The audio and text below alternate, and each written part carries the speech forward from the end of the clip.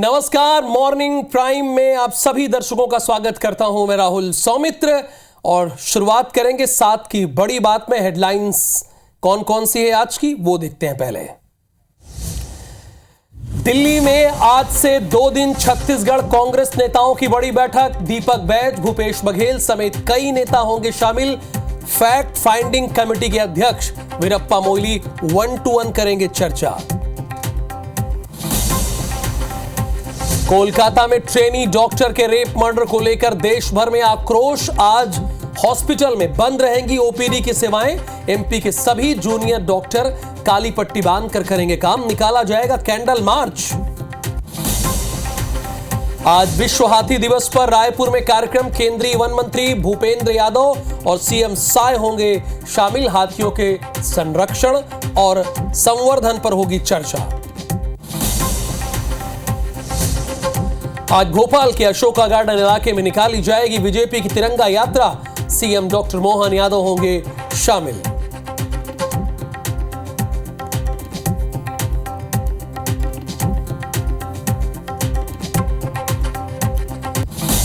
बिहार के जहानाबाद में जलाभिषेक के दौरान मच गई भगदड़। हादसे में 7 लोगों की मौत, कई घायल। पुलिस पर लाठीचार्ज का आरोप। और सतना में मगरमच्छ के हमले से बुजुर्ग महिला की मौत। सिवनी में बाघ ने किसान पर किया हमला। प्राथमिक इलाज के बाद नागपुर किया गया रेफर। सावन का आज चौथा सोमवार। सुबह से मंदिरों में उमड़ रहे भक्त। हर हर महादेव के गूंजे शिवालय, यानी हर हर महादेव से गूंजे हैं शिवालय। महाकाल मंदिर में भी की गई विशेष पूजा अर्चना।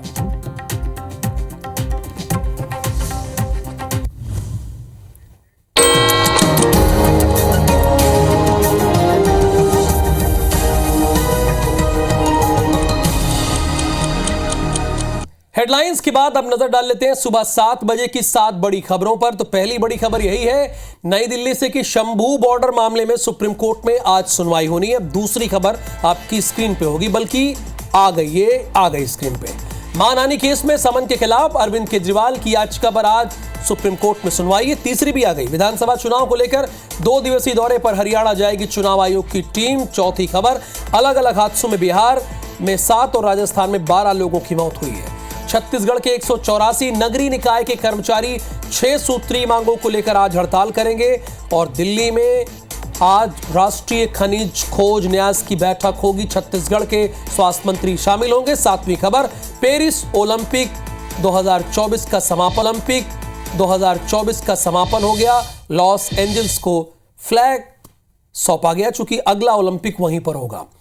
तो ये डिटेल में खबरें बताने का वक्त हो गया है आपको। राजस्थान के भरतपुर और जयपुर में हुए 2 हादसों में 12 लोगों की मौत हुई। भरतपुर में रील बनाने में 7 लड़के बाढ़ गंगा नदी में डूब गए। नहाने के दौरान सभी रील बना रहे थे। इसी दौरान गहरे पानी में जाने से सभी की मौत हो गई। सभी की उम्र 18 से 22 वर्ष के बीच की है। ग्रामीणों ने 1 घंटे के रेस्क्यू के बाद शवों को बाहर निकाला। वहीं जयपुर के पास कनोता डैम में 5 युवक डूब गए। बताया जा रहा है कि 6 दोस्त घूमने गए थे। सभी लोग नहाने लगे। इसी दौरान एक युवक का पैर फिसला और उसके साथ 5 दूसरे युवक भी फिसलकर नीचे गिर गए। 5 युवकों का शव बरामद कर लिया गया है, जबकि एक युवक की तलाश अभी भी जारी है। बहुत सारे लोग ये सोच रहे होंगे कि आज सावन का चौथा सोमवार है। ये राहुल सौमित्र क्या बता रहा है, कौन सी खबर बता रहा है? तो मैं अपने दर्शकों को बता दूं, इस खबर में सबक है आपके लिए। आप अपने बच्चों को, आप अपने परिजनों को रील बनाने से तो मत रोकिए, लेकिन कहां रील नहीं बनाना चाहिए, कब रील नहीं बनाना चाहिए, इसके लिए उन्हें जरूर रोकिए और जरूर इसके लिए उनको समझाइए। अब सोचिए, एक छोटी सी लापरवाही की वजह से जान चली गई कितनों की। जहानाबाद, बिहार के जहानाबाद जिले में बाबा सिद्धेश्वर नाथ के मंदिर में भगदड़ मच गई। 3 महिला समेत 7 श्रद्धालुओं की जान चली गई। 35 श्रद्धालु घायल हो गए। यह घटना मखदुमपुर प्रखंड के वाड़ावर पहाड़ इलाके की है। सावन के सोमवार के चलते मंदिर में भक्तों की लंबी कतार देखी गई। भगवान शिव के जलाभिषेक के दौरान मंदिर में भगदड़ सी मच गई। काफी संख्या में श्रद्धालुओं की मौत हो गई, लोग घायल हो गए। घायल श्रद्धालुओं को नजदीकी हॉस्पिटल में एडमिट कराया गया। ये स्थिति बन गई।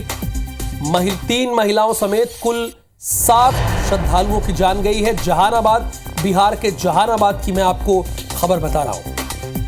आपको यह भी देखना चाहिए कि जब आप ईश्वर के दर्शन करने जाते हैं, भगवान के दर्शन करने जाते हैं, जलाभिषेक करने जाते हैं, अगर वहां पे बहुत भीड़ है, बहुत लंबी लंबी कतारें हैं, तो बहुत ही सावधानी बरतनी चाहिए सभी को। किसी भी हालात में पैनिक नहीं होना चाहिए, घबराना नहीं चाहिए, क्योंकि आप भगवान की चौखट पर ही तो गए।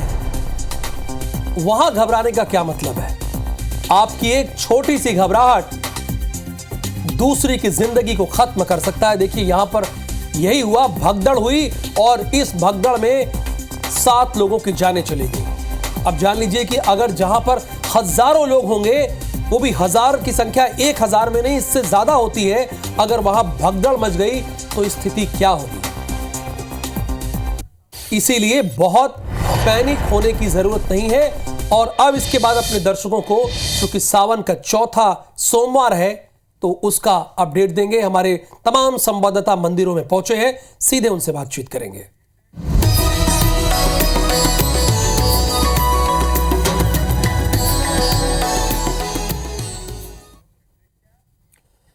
आज सावन का चौथा सोमवार है। सावन का महीना महादेव को बहुत ही अतिप्रिय है। मान्यता है कि सावन के दौरान पूजा और व्रत से भोले बाबा अति शीघ्र प्रसन्न हो जाते हैं। शिव पुराण के अनुसार 12 ज्योतिर्लिंगों के दर्शन से सभी मनोकामनाएं पूर्ण होती हैं। सावन सोमवार पर हम आपको घर बैठे 12 ज्योतिर्लिंगों के अद्भुत दर्शन करवा रहे हैं। भगवान शिव के इन दिव्य धामों में भक्तों के सारे कष्ट, सभी बाधाएं दूर हो जाती हैं। देवाधिदेव महादेव के 12 ज्योतिर्लिंग महाकालेश्वर, ओंकारेश्वर, सोमनाथ, मल्लिकार्जुन, केदारनाथ, भीमाशंकर, विश्वनाथ, त्र्यंबकेश्वर, वैद्यनाथ, नागेश्वर, रामेश्वर, ये गणेश, ये सारे दर्शन हम आपको करा रहे हैं। ये गुजरात से लेकर महाराष्ट्र में जो 12 ज्योतिर्लिंग स्थापित है, मौजूद हैं, उन सभी के आपको साक्षात हम दर्शन करवा रहे हैं। सावन के चौथे सोमवार को शिवालयों में पूजा अर्चना का दौर जारी है। अब आपको 2 तस्वीरें दिखाते हैं। एक महाकाल मंदिर उज्जैन की है और दूसरी वाराणसी के काशी विश्वनाथ की तस्वीर है, और पूरे विधि विधान के साथ ये पूजा अर्चना की गई है। एक बाबा भोले की नगरी है काशी विश्वनाथ, और एक जहां बाबा भोलेनाथ महाकाल के रूप में विद्यमान है, यानी उस उज्जैन की धरती से हम आपको लाइव तस्वीरें दिखा रहे हैं।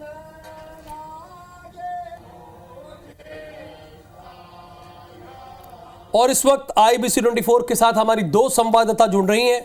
सुप्रिया पांडे ये रायपुर के सरोना शिव मंदिर में मौजूद हैं, और निहारिका शर्मा ये इंदौर से जुड़ी हुई हैं, कांटाफोड़ महादेव मंदिर है। तो इन दोनों से जानकारी लेंगे कि जहां पर ये मौजूद है वहां के दर्शन तो कराइए ही, साथ साथ उस मंदिर की मान्यता के बारे में भी हमारे दर्शकों को बताइए। तो निहारिका, शुरुआत मैं आपसे ही करना चाहूंगा। बताइए, जो भी कुछ आपने देखा, जो वहां से देख रही हैं, वो आप हमारे दर्शकों को ही बताइए। आप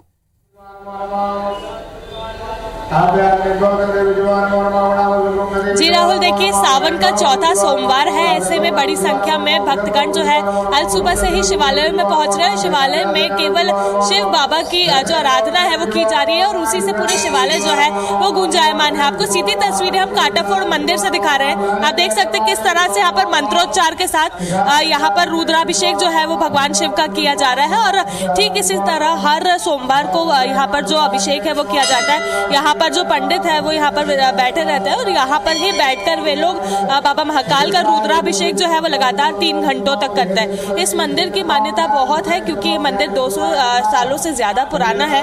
ऐसे में सभी की आराधना, सभी की मनोकामना यहाँ पर पूरी होती है, यही मान्यता है जिसको लेकर सभी लोग यहाँ पर पहुँचते हैं। चूंकि सावन इस बार सबसे ज्यादा खास है और वो इसीलिए क्योंकि सोमवार से ही शुरू होकर सोमवार को ही खत्म हो रहे हैं, तो ऐसे में आज सावन का चौथा सोमवार है जिसको लेकर भक्तों में खासा उत्साह जो है वो देखा जा रहा है। इसके बाद आखिरी सोमवार जो है वो राखी के दिन पड़ने वाला है। आज के दिन सभी भक्त किस तरह से पहुंचकर यहाँ पर आराधना कर रहे हैं, पूजा कर रहे हैं, उसकी तस्वीरें हम आपको दिखा रहे हैं। यहाँ पर एक जो मान्यता सबसे ज्यादा यहाँ पर पार्थिव शिवलिंग जो है उसकी है। इसी के चलते यहाँ पर हर दिन जो है वो 500 से ज्यादा पार्थिव शिवलिंग जो है वो बनाए जाते हैं और वो पार्थिव शिवलिंग की पूजा आराधना जो है वो भक्तगण खुद करते हैं, जिसके बाद उन्हें विसर्जित भी वे खुद करते हैं और उस पानी को फिर भगवान शिव पर डाल के उनकी पूजा अर्चना जो है वो करते हैं। ऐसे में यहाँ पर बड़ी संख्या में भक्तगण जो वो हमेशा पहुंचे रहते हैं और इस मंदिर से सबका जुड़ाव सबसे ज्यादा इसीलिए क्योंकि यहाँ से फिर भगवान शिव की जो पालकी है उसमें उन्हें विराजित कर पूरी नगर में निकाला जाता है। जिस तरह से बाबा महाकाल को किया जाता है, जिस तरह से उनकी सवारी निकलती है, महाकाल में प्रक्रिया होती है वैसे यहाँ भी होती है। देखिए इस बार का सावन बड़ा खास है चूंकि शुरुआत सोमवार से हुई और कहते हैं कि भगवान शिव को ये दिन बड़ा पवित्र माना जाता है, अहम माना जाता है और खत्म, जैसे निहारिका कह रही हैं कि शनि सोमवार को यानी राखी बंधन जो पूर्णिमा है उसी दिन समाप्ति हो रहा है। तो सुप्रिया हमारे साथ रायपुर से लाइव जुड़ी है, सरोना शिव मंदिर से। सुप्रिया, वहां से जो कुछ भी आप देख रही हैं वो हमारे दर्शकों को बताइए अपनी कमेंट्री के माध्यम से।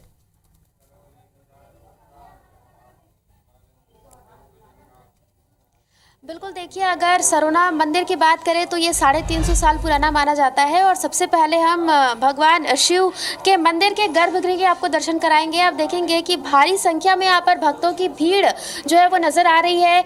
इस मंदिर की सबसे खास बात यह है कि भगवान शिव यहाँ पर पंचमुखी स्वरूप में विराजमान है और सबसे खास बात ये भी है कि यहाँ पर जो भी भक्त आता है उसकी हर मनोकामना पूरी होती है। खास तौर पर ये कहा जाता है कि यहाँ पर पुत्र रत्न या पुत्री रत्न जो भी मनोकामना अगर मांगे तो उसकी भी मनोकामना पूरी होती है। पंडित जी हमारे साथ हैं, उनसे बात करते हैं। पंडित जी बताइए कि इस मंदिर की मान्यता क्या है और किस वजह से ये मंदिर इतना प्रसिद्ध है? जी, यहाँ ये मंदिर आज से 350 साल पुरानी 1737 ईस्वी का है। ये मंदिर मनोकामना हेतु ही ज़्यादा प्रमाणित है। ये मंदिर यहाँ जो भी श्रद्धालु आते हैं मनोकामना लेकर, जैसे शादी ना हो, माने बच्चे के संतान प्राप्ति का ना हो, उन सब की मनोकामना यहाँ पूरी होती है। जी पंडित जी, ये भी हम देख रहे हैं कि इस मंदिर में 2 तालाब हैं और यहाँ पर जो मछली कछुए हैं वो भी पूजनीय हैं। जी, जैसे कि ये 2 तालाब देख रहे हो, 2 तालाब के बीच में मंदिर है। यहाँ जैसे कि तालाब को मछलियों माने यहाँ के मछलियों को माने कोई मारते नहीं और जो भी मारते हैं मछली कछुआ को उसके साथ कुछ ना कुछ दुर्घटना होता ही है। ये यहाँ के प्रमाणित चीज़ है। जी, तो आप देखेंगे कि ये जो मंदिर है यहाँ पर तालाब भी स्थित है और ये जो मंदिर है वो तालाब के बीचों बीच स्थित है और कहा जाता है कि यहाँ पर जो मछली और कछुए हैं उसे कोई मारता नहीं है, उसके साथ कोई छेड़खानी नहीं करता है। पूर्व में ऐसी घटनाएं हुई थी कि यहाँ इस मंदिर के जो मछली हैं या फिर कछुए हैं उसे किसी ने बाहर ले जाकर नुकसान पहुँचाने की कोशिश की तो उसके साथ भी किसी तरह की दुर्घटना हुई है। ऐसी बातें कही जाती हैं, ऐसी बातें प्रचलित है। भक्त भी है, उनसे भी बात करते हैं। अब बताइए कब से इस मंदिर में आ रही है? मेरे को 8-10 साल हो गए यहाँ आते हुए। बहुत अच्छा लगता है, यहाँ पर आओ तो मंदिर में दर्शन करो। बहुत प्राचीन मंदिर है, आने में बहुत अच्छा लगता है यहाँ पर पूजा पाठ करने में। अब बताइए आप कब से आ रही है मंदिर में? हम आज आए, पैदल आए हैं। नहीं, कब से, कितने साल से आ रही है? हो गया 10 साल आते। 10 साल हो गए। हाँ। अच्छा, भगवान शिव को, इस मंदिर के भगवान शिव को कितना मानती है? बहुत मानते हैं। मनोकामनाएं पूरी हुई है? धन्यवाद शुप्रिया तस्वीरों को दिखाने के लिए और भगवान भोलेनाथ के साक्षात आपने दर्शन भी कराए, इसके लिए आपका बहुत बहुत धन्यवाद। अब कुछ और खबरें हैं वो भी अपने दर्शकों को अपडेट दे दें। दिल्ली से खबर है, कांग्रेस की हाई लेवल बैठक आज है। छत्तीसगढ़ के नेताओं की दिल्ली में बैठक है। ये फैक्ट एंड फाइंडिंग एक कमेटी है जो कि AICC की कमेटी है, इसकी रिपोर्ट पर चर्चा होगी। बैठक में PCC के चीफ दीपक बैज शामिल होंगे, पूर्व CM भूपेश बघेल शामिल होंगे, पार्टी के जो सीनियर लीडर हैं वो भी इस बैठक में शामिल होंगे। यानी देखिए, जाहिर सी बात है, अभी किस पर चर्चा करेंगे। अभी हाल ही में लोकसभा चुनाव संपन्न हुआ है और कांग्रेस का प्रदर्शन उसमें बहुत ही अच्छा नहीं रहा है। महज 1 सीट पर सिमट गई, 10 पर भारतीय जनता पार्टी रही, 1 पर कांग्रेस रही है। तो फैक्ट एंड फाइंडिंग कमेटी की टीम यही पूछेगी कि बताइए कैसे ये सब हुआ। ये तो फैक्ट है आपके पास, आप क्यों रोक नहीं पाए, आप ये क्यों नहीं कर पाए। ये तमाम सारे सवाल आज 24 अकबर रोड पर जो कांग्रेस के छत्तीसगढ़ के सीनियर लीडर हैं उनसे आलाकमान पूछेगा। अच्छा, अगर बात मध्य प्रदेश की करें इसके बाद, तो फिलहाल मध्य प्रदेश की अगर बात करें तो राजधानी में आज विशाल तिरंगा यात्रा निकाली जाएगी। डॉक्टर मोहन यादव विशाल तिरंगा यात्रा का शुभारंभ करेंगे। यात्रा में ओलंपिक खिलाड़ी विवेक सागर भी इसमें शामिल होंगे। शूटिंग में अर्जुन पुरस्कार विजेता ऐश्वर्य प्रताप सिंह भी इसमें शामिल होंगे। तिरंगा यात्रा का 101 मंच से पुष्प वर्षा करके स्वागत होगा। सुभाष नगर आरओबी से ये यात्रा निकाली जाएगी। भोपाल रेलवे स्टेशन पर यात्रा का समापन होगा। तो कुल मिलाकर देखिए, तस्वीरें हम आपको दिखा ही रहे हैं। तिरंगा यात्रा आज विशाल तिरंगा यात्रा भारतीय जनता पार्टी निकालेगी। इसमें सीएम डॉक्टर मोहन यादव इस विशाल तिरंगा यात्रा का शुभारंभ करेंगे। यात्रा में ओलंपिक खिलाड़ी विवेक सागर भी शामिल होंगे।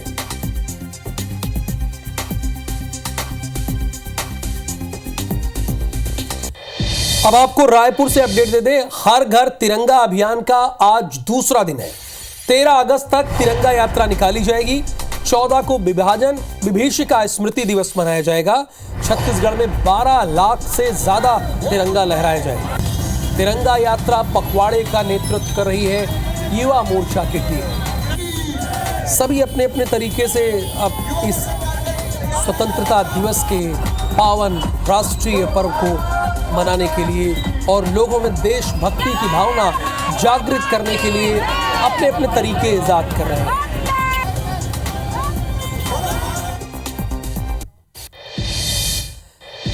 रायपुर से खबर यह है कि केंद्रीय मंत्री भूपेंद्र यादव का 2 दिवसीय यानी 2 दिन का छत्तीसगढ़ दौरा है। आज रायपुर पहुंचेंगे केंद्रीय मंत्री भूपेंद्र यादव। शाम 6:30 बजे एक निजी होटल में आयोजित बैठक में उन्हें शामिल होना है।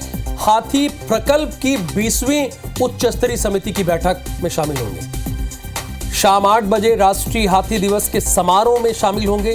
कल एक पेड़ मां के नाम अभियान कार्यक्रम में शामिल होंगे। लेकिन वो तमाम लोग इस बैठक में टकटकी लगाए देख रहे हैं। भूपेंद्र यादव केंद्रीय मंत्री और जो टीम यहां पर आएगी कि जिनके घर उजड़ जाते हैं, जो हाथियों के कुचले जाने से मर जाते हैं, जिनकी फसलें बर्बाद हो जाती हैं, उन्हें केंद्रीय मंत्री भूपेंद्र यादव से बड़ी उम्मीद है।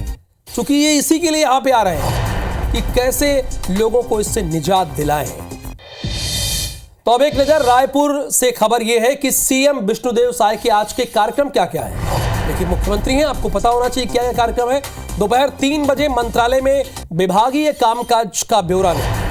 शाम 5:45 पर वन विभाग के कार्यक्रम में उन्हें शामिल होना है। नवनिर्मित दंड कार्यालय का भी वो लोकार्पण करेंगे। वनोपज बिक्री के लिए ई ऑक्शन का भी शुभारंभ करेंगे। शाम 8 बजे विश्व हाथी दिवस कार्यक्रम में शामिल होंगे। जैसा कि मैंने आपको बताया कि इसमें केंद्रीय मंत्री भूपेंद्र यादव भी शामिल हो रहे हैं। अब एक और खबर है भोपाल से। नगरीय निकाय की महिला जनप्रतिनिधि सम्मेलन आज है। जनप्रतिनिधि सम्मेलन में सीएम डॉक्टर मोहन यादव आज सीधा संवाद करेंगे। सीएम हाउस में दोपहर 12 बजे महिला जनप्रतिनिधि सम्मेलन में प्रदेश की सभी महिला महापौर शामिल होंगी। सभी निकाय अध्यक्ष, उपाध्यक्ष, सभापति, महिला पार्षद ये सब शामिल होंगी। सम्मेलन में रक्षा बंधन पर केंद्रित कार्यक्रम रखा गया है।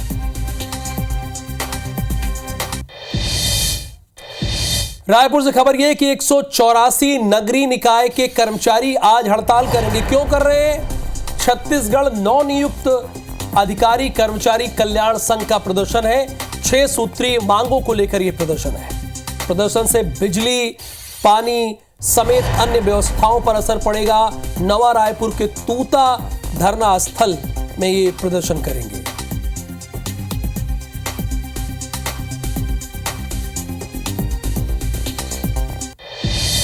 देश भर में डॉक्टर की हत्या का विरोध हो रहा है। आज रेजिडेंट डॉक्टर्स देशव्यापी हड़ताल पर हैं। दिल्ली के प्रमुख सरकारी अस्पतालों में वैकल्पिक सेवाएं बंद रहेंगी। मध्य प्रदेश और छत्तीसगढ़ में भी डॉक्टर हड़ताल करेंगे। कोलकाता में महिला डॉक्टर की दुष्कर्म के बाद हत्या हुई थी और यही वजह है कि आज इन सभी ने ये निर्णय लिया है कि आज हड़ताल पर रहेंगे। आज रेजिडेंट डॉक्टर्स देशव्यापी हड़ताल करेंगे।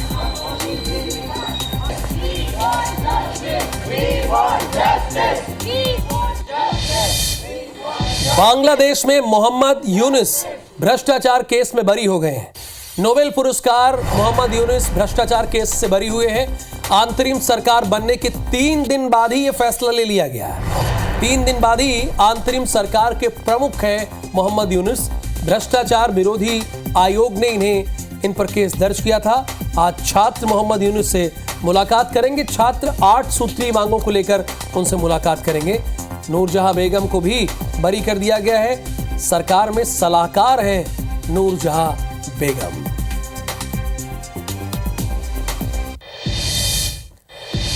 अब जब सत्ता ही आपके हाथ चली गई है तो आप बरी कीजिए या कुछ भी कीजिए तो आप ही के हाथ में है। बहरहाल राजधानी रायपुर में भूमाफिया गुरुचरण सिंह होरा की एक और करतूत उजागर हो रही है। इसकी करतूत तो खत्म होने का नाम ही नहीं ले रही है। कांग्रेस शासनकाल में होरा ने रायपुर स्मार्ट सिटी लिमिटेड के एक प्रोजेक्ट में अपने हिसाब से नियम बनवाए, अपने हिसाब से काम करवाया और प्रोजेक्ट का टेंडर अपने ही बेटे की फर्म को दिलवा दिया। भाई ये गजब का नियम है। अपने हिसाब से काम करवाया, नियम बनवाया और बेटे को प्रोजेक्ट दिलवा दिया। अब 3 साल के लिए प्रोजेक्ट होरा के हाथों में है। अब उसके हाथ में चला गया है, जिससे उसकी फर्म करोड़ों रुपए कमा रही है और रायपुर स्मार्ट सिटी लिमिटेड को अपनी संपत्ति के बदले नाम मात्र का पैसा मिल रहा है। मतलब समझ रहे ना आप कि ऐसा है कि कौड़ियों के भाव, यानी आपने करोड़ों की जमीन ले ली, कौड़ी दे दी। तो ये कर रहा है होरा और ये बहुत दिनों से कर रहा है। पिछली कांग्रेस सरकार जी रोड पर 5.5 करोड़ रुपए की लागत से यूथ हब बनाने का प्रोजेक्ट लाई थी। आप लोगों को ध्यान होगा, ध्यान है कि नहीं? अच्छी बात है अगर ध्यान है तो। बताया गया कि खेल विभाग और ग्रीन बेल्ट की जमीन पर युवाओं के लिए निर्माण किया जाएगा। यहां छात्रों के बैठने, पढ़ने, जॉगिंग ट्रैक और खाने की व्यवस्था रहेगी। इसके साथ सघन वृक्षारोपण भी किया जाएगा। लेकिन धौस धमक से यहां यूथ हब की जगह चौपाटी बना दी गई। अच्छा, क्यों बनाई गई? पैसे का खेल है ना भैया, पैसा मिलेगा चौपाटी में, अब उसमें तो मिलेगा नहीं। ठेका दे दिया गया भूमाफिया गुरुचरण सिंह होरा को। अच्छा, इसी को ठेका दिया गया। इसकी फर्म है messrs Guru Harikishan hotel and resort, जिसका संचालक गुरुचरण सिंह होरा का बेटा है, जिसका नाम तरणजीत सिंह होरा है। इस प्रोजेक्ट में शुरू से ही जमकर धांधली के आरोप लगते रहे। केंद्र सरकार से आए फंड से एक होटल कारोबारी को फायदा पहुंचाने के लिए प्रोजेक्ट बनाया गया और टेंडर की शर्तें ऐसी रखी गई, चूंकि किसको देना है ये पता है, होरा के बेटे को देना है, तो शर्तें ऐसे रखी गई जो होरा के बेटे की फर्म वाली कंपनी है उससे मैच करे। तो इतना बड़ा ये घपलेबाज है, इतना बड़ा ये फ्रॉड है, कैसे मैनेज करता है ये देख लीजिए। इसकी पूरी कहानी है।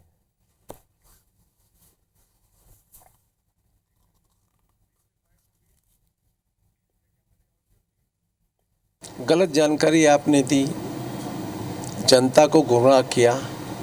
जनता को गुमराह नहीं किया, आपने हाई कोर्ट तक को गुमराह किया। आपने मेरे से कहा कोई ड्राइंग डिजाइन निकाल करके हम यूथ हब बना रहे हैं। मैंने तब कहा आप यूथ हब नहीं बना रहे हैं, चौपाटी बना रहे हैं। नवंबर के तक का मेरे को कहा है कि हम नवंबर तक शिफ्ट कर रहे हैं, इंतजार कर रहा हूँ नवंबर तक का हटेगी। तो मॉर्निंग प्राइम में आगे आप देखिए हमर बानी हमर गोट, और फिलहाल मुझे अनुमति दीजिए। नमस्कार।